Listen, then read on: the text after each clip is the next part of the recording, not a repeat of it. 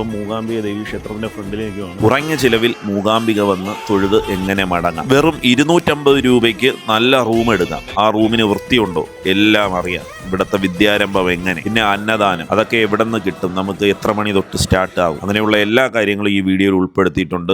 എങ്ങനെ നമ്മൾക്ക് ഇവിടെ എത്തിച്ചേരാം എന്നുള്ളത് വരെ ഇതിൽ വ്യക്തമായിട്ട് പറയുന്നു. ഇവിടുത്തെ പ്രധാന വഴിപാടുകൾ എന്തൊക്കെ, നമ്മൾ സ്വന്തമായിട്ട് ദേവിക്ക് വഴിപാട് ചെയ്യുന്ന ഒരു ചടങ്ങും ഇവിടെയുണ്ട്. കേരളത്തിലൊരു അവധി എന്ന് പറഞ്ഞപ്പോൾ എന്തൊരു തിരക്ക് മൂകാംബിക. ഞാൻ ഇപ്പം നിൽക്കുന്നത് നമ്മുടെ പരവൂര് റെയിൽവേ സ്റ്റേഷനിലാണ്. പരവൂര് മൂകാംബിക. അപ്പം നമ്മൾ 2 ട്രെയിനിലാണ് പോകുന്നത്. പരവൂരിൽ നിന്ന് മാവേലി എക്സ്പ്രസ്സിൽ കയറി നമ്മൾ മംഗലാപുരം ജംഗ്ഷനിൽ ഇറങ്ങും. മംഗലാപുരം ജംഗ്ഷനില്ല, മംഗലാപുരം സെൻട്രൽ. അവിടെ നിന്നും മുരുടേശ്വർ എക്സ്പ്രസ്സിൽ കയറിയിട്ട് ബൈന്ദൂര് പോവും. അവിടെ നിന്ന് പിന്നെ ബസ്സിൽ കൊല്ലൂർ മൂകാംബിക. അപ്പം നമ്മുടെ പരവൂർ പുച്ചിങ്ങലമ്മയുടെ മണ്ണിൽ നിന്നും മൂകാംബിക ദേവിയുടെ സന്നിധിയിലേക്കുള്ള യാത്ര ഇവിടെ നിന്ന് ആരംഭിക്കുന്നു. ഞാൻ മാത്രമല്ല, എൻ്റെ കൂടെ ഒരു പട തന്നെ ഉണ്ട്. ടോട്ടൽ 9 പേരോളം. അങ്ങോട്ട് നോക്കിയാൽ അവിടെ കാണാൻ പറ്റും ഒരു ബെഞ്ച് നിറച്ചും ആൾക്കാരാണ്. ട്രെയിനും വരുന്നത് വെയിറ്റ് ചെയ്തിരിക്കും. ഹാപ്പി ജേണി, യാത്രക മംഗളമാണ്. നമ്മുടെ യാത്ര ആരംഭിച്ചിരിക്കുകയാണ് ഗൈസ്. 2 പേര് അപ്പുറപ്പുറത്തി കയറിയിരിക്കും. ആരാ വിളിങ്ങ നോക്കുന്ന? ടിക്കറ്റ് ഉണ്ടോ? ഇതാണ് നമ്മുടെ കമ്പാർട്ട്മെന്റ് ഗൈസ്. അങ്ങനെ ചിന്നുത ഫുഡൊക്കെ കഴിച്ച് സെറ്റ് ആവാനുള്ള പരിപാടിയാണ്. ഫുഡ് കഴിച്ചേ? അപ്പം ഞാൻ മാത്രം കഴിച്ചില്ല ഗൈസ്.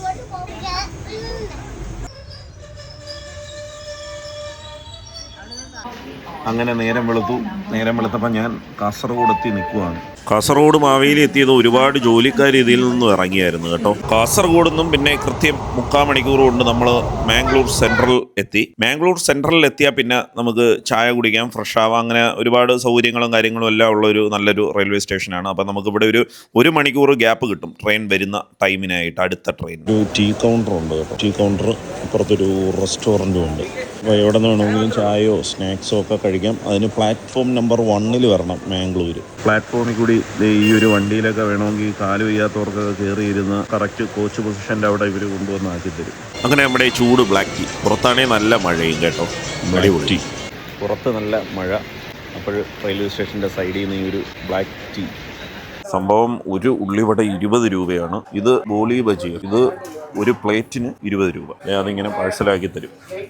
ഞാൻ ജസ്റ്റ് ഒന്ന് ടേസ്റ്റ് ചെയ്യാനായിട്ട് വാങ്ങിച്ചു. കൊള്ളാവോ എന്ന് നോക്കാം. ഇത് വാങ്ങിച്ചു. അപ്പം ഇനി ഒന്ന് കഴിച്ചു നോക്കാം എങ്ങനെയുണ്ടെന്നൊക്കെ ഉള്ളൂ. പുറകിൽ ഒരു വന്ദേ ഭാരത് കിടപ്പോട്ട്. ആ വന്ദേ ഭാരതിൽ കയറിയാൽ നിങ്ങൾക്ക് ഗോവയിൽ പോകാൻ പറ്റും. അപ്പം ഈ ഒരു മാവേലി എക്സ്പ്രസ്സിൽ വന്ന് മാംഗ്ലൂർ സെൻട്രലിൽ ഇറങ്ങിയാൽ ഈ കാണുന്ന ട്രെയിനിൽ കയറി ഗോവയ്ക്ക് പോവാം.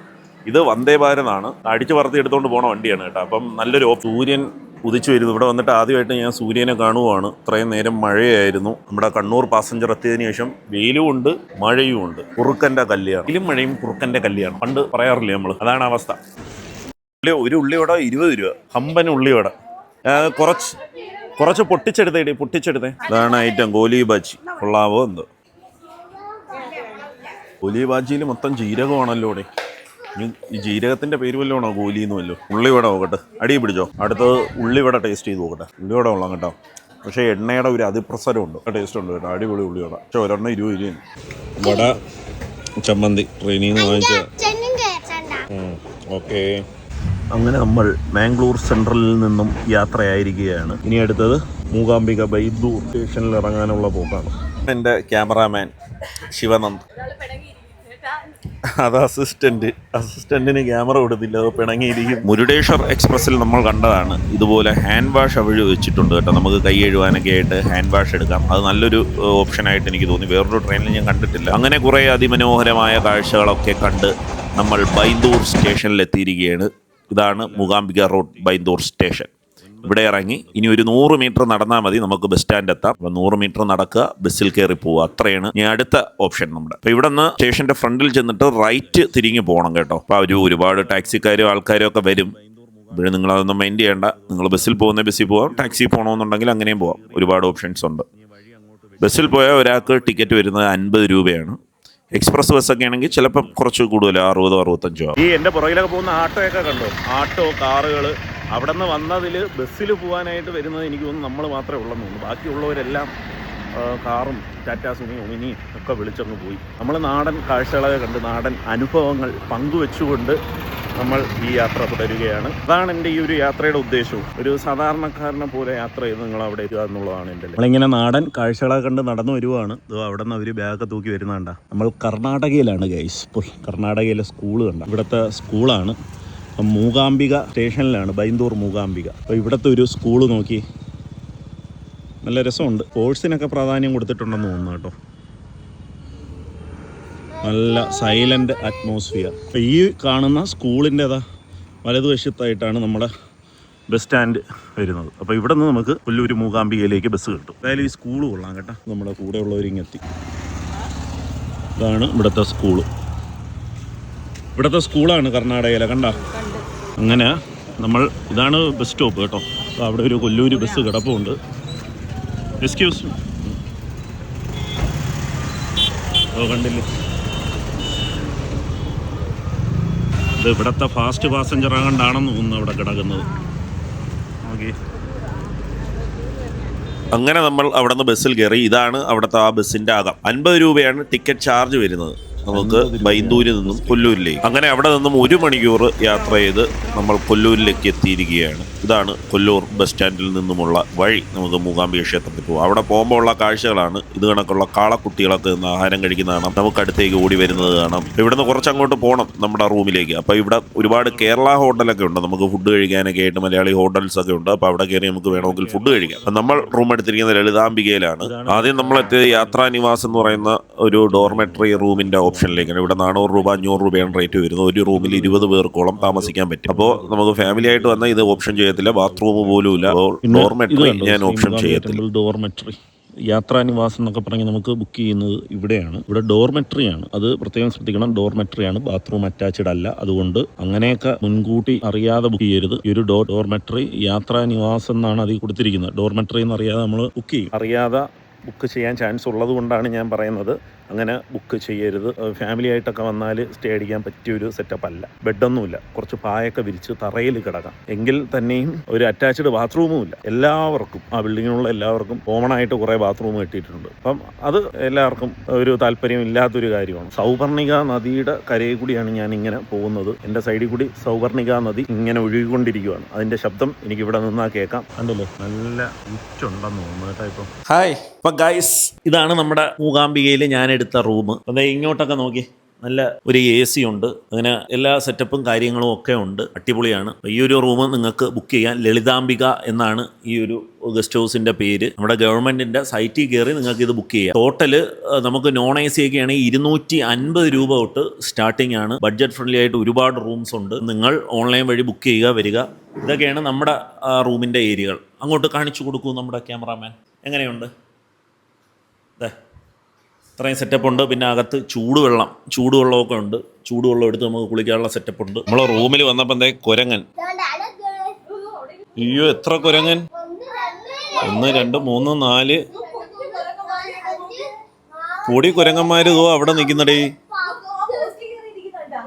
അത് വലിയ കുരങ്ങൻ. കണ്ട് ആ ഒരു കുഞ്ഞു കുരങ്ങൻ പോസ്റ്റിനും ഉണ്ട്. ഒരുപാട് കുരങ്ങന്മാർ കേട്ടാ. 11 കുരങ്ങനാ. നീ എണ്ണയും ചെയ്താ? ഏതായാലും തോനെയുണ്ട് കുരങ്ങന്മാർ. ഈ ഒരു റൂമിൽ നിന്ന് നോക്കിയാൽ ഇതൊക്കെ കാണാൻ അവിടെ കുടജാദ്രി ഹില്ലൊക്കെ നമുക്ക് കാണാൻ പറ്റും. കൊള്ളാം. AC ഉണ്ട്. AC വർക്കിംഗ് ആണ്. അപ്പോൾ ഇതാണ് നമ്മുടെ റൂം. ബാത്റൂമിൽ നിന്ന് പുക വരുന്നുണ്ടോ? നമുക്ക് നല്ല ചൂടുവെള്ളമൊക്കെ കിട്ടും. ആ ചൂടുവെള്ളത്തിൽ ഞാൻ ഇപ്പോൾ ഒരു കുളി കഴിഞ്ഞിട്ട് നിൽക്കുവാണ്. നല്ല ബാത്റൂം, വൃത്തിയുള്ള നീറ്റ് ആൻഡ് ക്ലീൻ ഉണ്ടല്ലേ. അപ്പം ബാത്റൂം കാണിച്ചു തന്നില്ല എന്നുള്ള പരാതി വേണ്ട. അപ്പോൾ ഈ റൂമൊക്കെ ബുക്ക് ചെയ്യുന്നത് എങ്ങനെയാണെന്ന് വെച്ചാൽ ഓൺലൈൻ വഴി മാത്രമേ ബുക്കിംഗ് ഉള്ളൂ. ലളിതാംബിക എന്നാണ് ഈ ഒരു റൂമിൻ്റെ പേര്. ലളിതാംബികയുണ്ട്.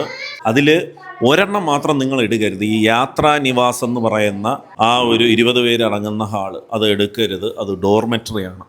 നമ്മൾ അകത്തേക്ക് വരുമ്പം തന്നെ ഒരുപാട് പേര് ഈ അരങ്ങേറ്റത്തിനും നൃത്തം, ഡാൻസ് എല്ലാത്തിനുമായിട്ട് ഇങ്ങോട്ട് വരുന്നതാണ്. ഈ ഡാൻസിൻ്റെ ഒരു എന്താണ്, ഇവിടെ വന്ന് മൂകാംബിക ദേവിയുടെ മുന്നിൽ വന്ന് കളിക്കുക എന്നുള്ളത് എല്ലാവരുടെയും ഒരു ഭയങ്കരമായ ആഗ്രഹമാണ്. നല്ലൊരു ചാറ്റൽ മഴ പെയ്യുന്നുണ്ട്. അപ്പോൾ അതുകൊണ്ട് ഈ ക്ഷേത്രത്തിൻ്റെ ഫ്രണ്ടിൽ നിന്ന് ഫോട്ടോയും വീഡിയോ ഒക്കെ എടുക്കാൻ നല്ല ഇമ്പാക്റ്റ് ആണ് കേട്ടോ. ഇവിടെ നമുക്ക് പശുക്കുട്ടികളെ കാണാം. പശുക്കുട്ടികളുമായിട്ട് കുട്ടികളൊക്കെ വന്ന് തലോടി അവൻ്റെ കൂടെയൊക്കെ കളിച്ച് അതിന് ആഹാരമൊക്കെ കൊടുത്ത് ഇങ്ങനെ നിൽക്കുന്നത് നമുക്ക് കാണാൻ പറ്റും. കുഞ്ഞ് പശുക്കുട്ടി കേട്ടോ. പശുവാണോ കാളയാണോ? ഓടി കാളയാണ് കേട്ടോ, കാളക്കുട്ടിയാണ്. നല്ല രസമുണ്ട് കേട്ടോ കാണാൻ, നല്ല രസമുണ്ട് കേട്ടോ. മൂകാംബിക ക്ഷേത്രത്തിൻ്റെ ഫ്രണ്ടിലായിട്ട് 2 കാളക്കുട്ടികളെ കെട്ടിയിരിക്കുന്നതാണ്. ഉണ്ടല്ലേ, എന്നെ തന്നെ നോക്കുന്നു ഇങ്ങനെ. ഇനി വരണേ, നമ്മുടെ ചാനലിലുള്ളവരൊക്കെ ഒന്ന് കാണട്ടെ നിങ്ങളെ. നല്ല രസമുണ്ട് കേട്ടോ. ഇത്രയും ക്യൂട്ട് കാളക്കുട്ടീനെ ഞാൻ ആദ്യമായിട്ട് കാണുമോ. ക്യൂട്ട്നെസ് അടിപൊളി കേട്ടോ. ഇത്രയും ക്യൂട്ട്നെസ് ഉള്ള കാളക്കുട്ടികളെ ഞാൻ ആദ്യമായിട്ട് കാണുക. കണ്ടില്ലേ, ഞാൻ തൊട്ടു. അപ്പോൾ ഇവിടെ ഇത്രയും ക്യൂട്ടായിട്ടുള്ള 2 കാളക്കുട്ടികളെ ഞാൻ ആദ്യമായിട്ട് കാണുക. ഞാൻ മൂകാംബിക ക്ഷേത്രത്തിൻ്റെ ഫ്രണ്ടിൽ നിൽക്കുവാണ്. അപ്പോൾ അതിൻ്റെ ഫ്രണ്ടിൽ കണ്ട കാഴ്ചയാണ്. മൂകാംബിക ദേവിക്ക്, മൂകാംബിക അമ്മയ്ക്ക് എൻ്റെ മനസ്സിലുള്ള നന്ദി ആദ്യം തന്നെ പറഞ്ഞുകൊണ്ട് ഞാൻ ഈ ഒരു വീഡിയോയുടെ ഒരു മെയിൻ പോർഷനിലോട്ട് കടക്കുവാണ്. മനസ്സിൻ്റെ വളരെ ഭയങ്കരമായിട്ടുള്ള ആഗ്രഹമായിരുന്നു എനിക്കിവിടെ വരണം. ഈ ഒരു ഓഗസ്റ്റ് മാസം ഇവിടെ വന്ന് ഇവിടുത്തെ വീഡിയോ എടുക്കണമെന്നുള്ള ഒരു ആഗ്രഹം. കഴിഞ്ഞ വർഷം അത് കണക്കായിരുന്നു. പക്ഷേ അതിന് മുമ്പ് ഒരു 2-3 തവണ ഞാൻ ശ്രമിച്ചിട്ടും പറ്റിയിട്ടില്ല. എൻ്റെ ചാനലിൻ്റെ തന്നെ 3ാമത്തെ വ്ളോഗിന് വേണ്ടിയിട്ടുള്ള വീഡിയോ ആണ് ഇത്. മൂകാംബിക വരുന്ന 3ാമത്തെ വ്ളോഗാണ്.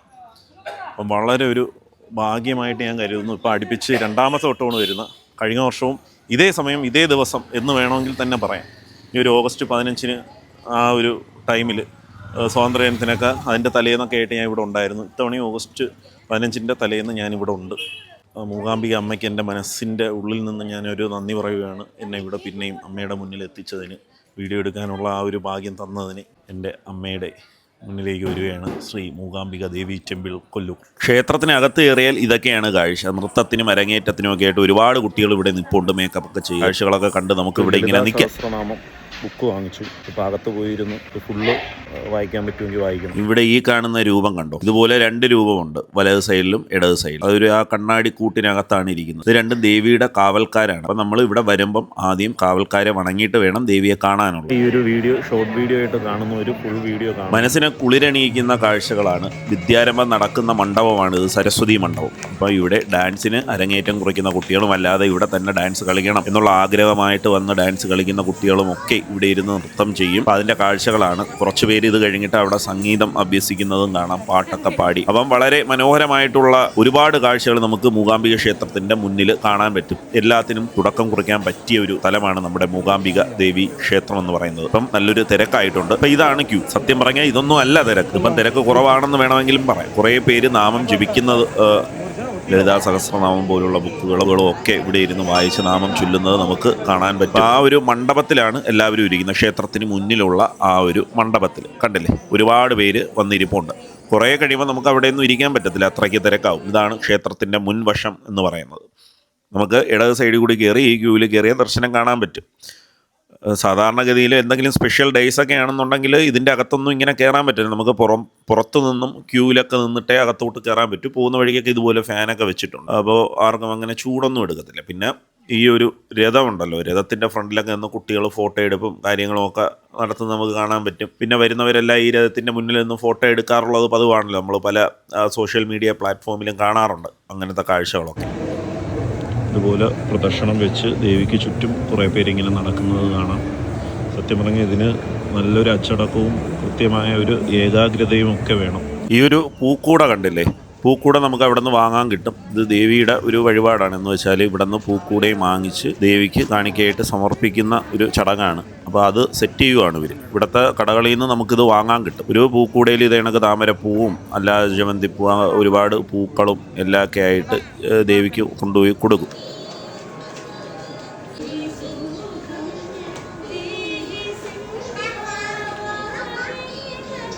ഇപ്പോൾ ക്ഷേത്രത്തിൻ്റെ ഫ്രണ്ടിൽ നിന്ന് എല്ലാവരും അങ്ങോട്ട് മാറ്റുന്നുണ്ട്. നമ്മുടെ മേൽശാന്തി വരാൻ സമയമായി.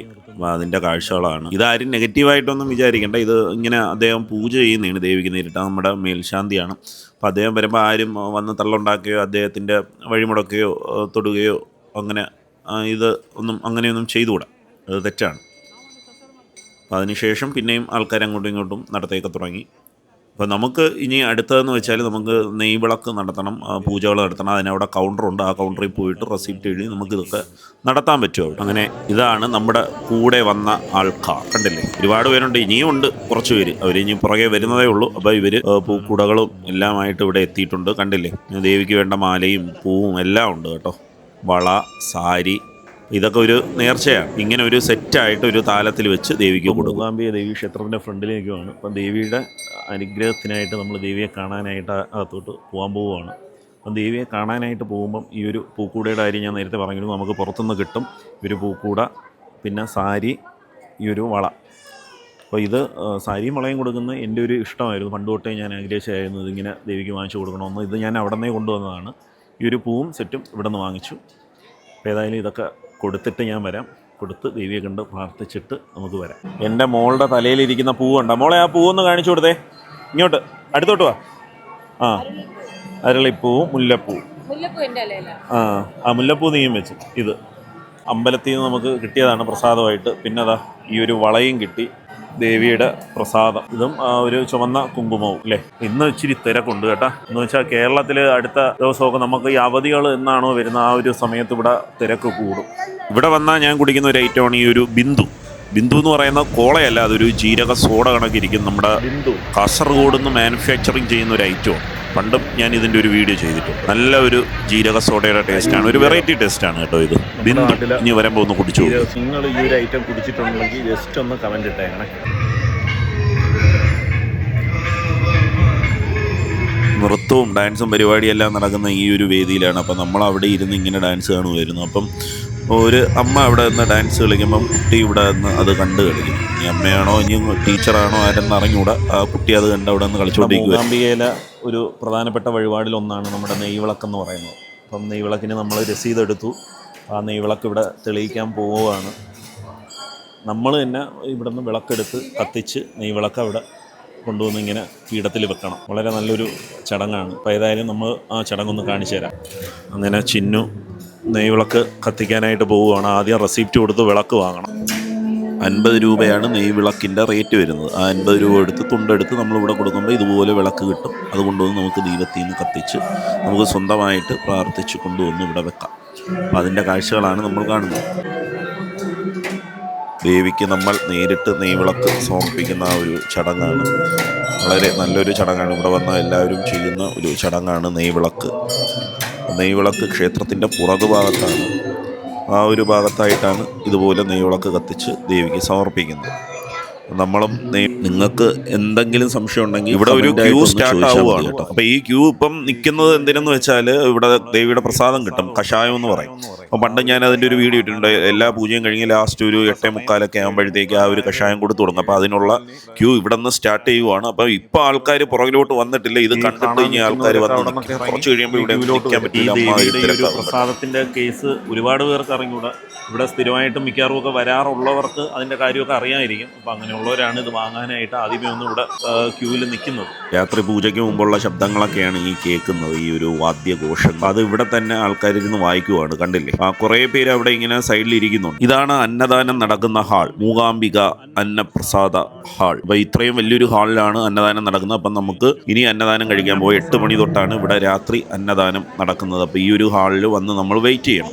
ഒരുപാട് പേർക്ക് ഇരിക്കാനുള്ള സൗകര്യമുണ്ട്. കൃത്യം 8 മണിയാകുമ്പം തന്നെ അവർ അകത്തേക്ക് കയറ്റും. ഒരു 7:50 ആയി നമ്മൾ വന്നപ്പം 10 മിനിറ്റും കൂടിയേ ഉള്ളൂ. അപ്പോൾ അങ്ങനെ ആൾക്കാർ വെയിറ്റ് ചെയ്തു. പിന്നെ 8 മണിയാകുമ്പോൾ ഇതുപോലെ അകത്ത് കയറ്റി ഇരുത്തി നമുക്ക് ആഹാരം തരും.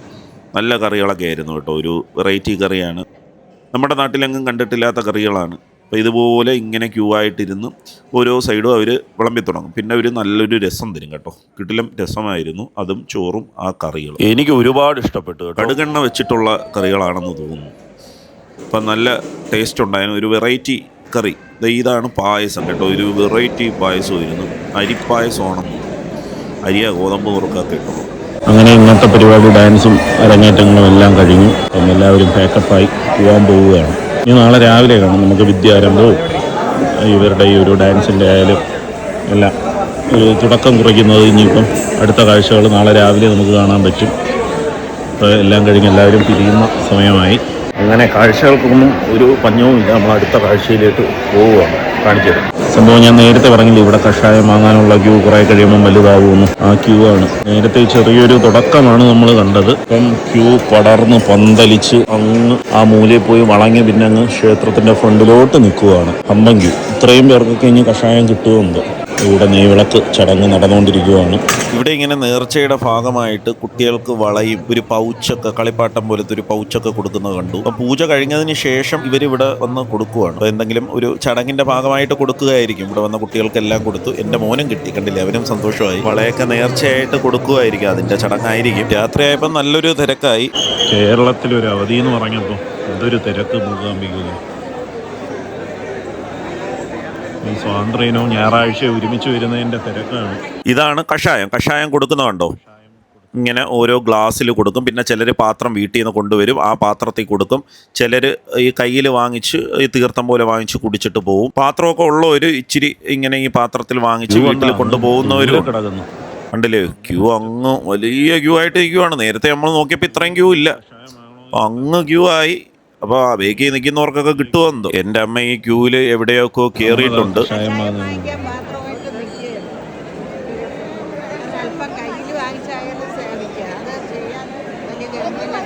അമ്മ ഇടയിലൊക്കെ കയറി ക്യൂ നിന്ന് കഷായം ഒപ്പിച്ചു. അങ്ങനെ അമ്മ കഷായം വിജയശ്രീലാളിതയായി വാങ്ങിച്ച് വരികയാണ് ഗായ്സ്. അതിൽ നിന്ന് കുറച്ച് എനിക്കും കുടിക്കാൻ പറ്റും. പ്രസാദം കിട്ടാതെ അവിടെ നിൽക്കുന്നവർക്കൊക്കെ കുറച്ച് കൊടുക്കും കേട്ടോ, ഇങ്ങനെ വാങ്ങുന്നവരൊക്കെ. ഇരിക്കുകയാണ് ഗായ്സ്. എവിടെ കാണുന്നില്ലല്ലേ, കൊണ്ടുപോയ അമ്മയെ തട്ടിക്കൊണ്ടുപോയാ. പ്രസാദം വാങ്ങി ഇറങ്ങുന്നവരെ ഒന്ന് കുടിക്കാനായിട്ട് കുറേ പേര് ഇവിടെ ഇവിടെ ഇവിടെ ഇവിടെ ഇവിടെ ഇവിടെ ഏയ് സുനിത കീ ജയ്. വാ അങ്ങോട്ട് അങ്ങോട്ട് വാ. സുനിത കീ ജയ്. ഇക്കാം കക്ക സുനിത കീ.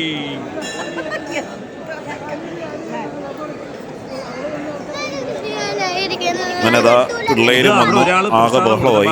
ഇനിയിപ്പം കഷായമൊക്കെ പിന്നെ കുടിക്കാമെന്ന് ഞാൻ തീരുമാനിച്ചു. ക്ഷേത്രം അടയ്ക്കാറായ സമയമായി. അപ്പം ഒരുപാട് പേരുണ്ട് ഇവിടെ. ഇവരൊക്കെ ഇപ്പം പുറത്ത് റൂമിലോട്ട് പോകാൻ ഒരുങ്ങുവാണ്. ഇതാണ് ഒരു കാർ കേട്ടോ, ഇവിടെ പൂജിക്കാനായിട്ട് കൊണ്ടുവന്നതാണ്. ഒരു വെറൈറ്റി കാർ ക്ഷേത്രത്തിൻ്റെ ഫ്രണ്ടിൽ ഇങ്ങനെ കിടക്കുന്നത് കണ്ടു. കഴിഞ്ഞ തവണ ഞാൻ വന്നപ്പോൾ ഒരു സ്കൂട്ടർ ഇവിടെ ഇങ്ങനെ പൂജിക്കായിട്ടിരിക്കുന്നതൊക്കെ ഞാൻ ശ്രദ്ധിച്ചായിരുന്നു കേട്ടോ. ഇതൊരു ഹമ്പൻ കാറാണ്, നല്ല കാർ. ഒരു കൊച്ചു കാറാണെങ്കിലും നല്ല അച്ചടക്കമുള്ള നല്ലൊരു കാർ. അതിവിടെ പൂജയ്ക്കായിട്ട് കൊണ്ടുവന്നിരിക്കുകയാണ്. ഞാൻ വന്നപ്പം ഇതുപോലൊരു വെറൈറ്റി ബൈക്ക് പൂജിക്കാൻ കൊണ്ടുവരുന്നത് കണ്ടായിരുന്നു. അന്ന് അതിൻ്റെ ഒരു വീഡിയോ ഞാൻ എടുത്തിട്ടായിരുന്നു. ഇതിപ്പം ഒരു കിടിലൻ കാർ. ഇപ്പം നട ക്ലോസ് ചെയ്യുന്ന ടൈമായി, 9 മണിയായി. ആ ടൈമിൽ കണ്ടതാണ്. ക്ഷേത്രത്തിന്റെ സൗന്ദര്യം കൂടിക്കൂടി വരുന്നതല്ലാതെ ഒട്ടും കുറയുന്നില്ല. നമുക്ക് കൊച്ചു കാളക്കുട്ടിയെ കാണിച്ചു തരട്ടാ. വേണ്ട, വെള്ള കാളക്കുട്ടി. കാളക്കുട്ടി ഫാനൊക്കെ ഇട്ട് ചാച്ചയാണ്. ഒന്നും ചെയ്യൂല നമ്മളെ പാവം കാളക്കുട്ടി. വേണ്ട, ഇത് രണ്ടും കാളക്കുട്ടി കണ്ട കിടക്കുന്നു. അവള് പോയി ചാടി പോണ അതിൻ്റെ കൂടെ. ഫാനൊക്കെ ഇട്ട് ചാച്ചുന്നു. നമ്മുടെ നാടിനെ എല്ലാവരും കുറ്റം പറയും. ഞാൻ മൂകാംബികയിൽ വന്നപ്പം കണ്ടതാണ്.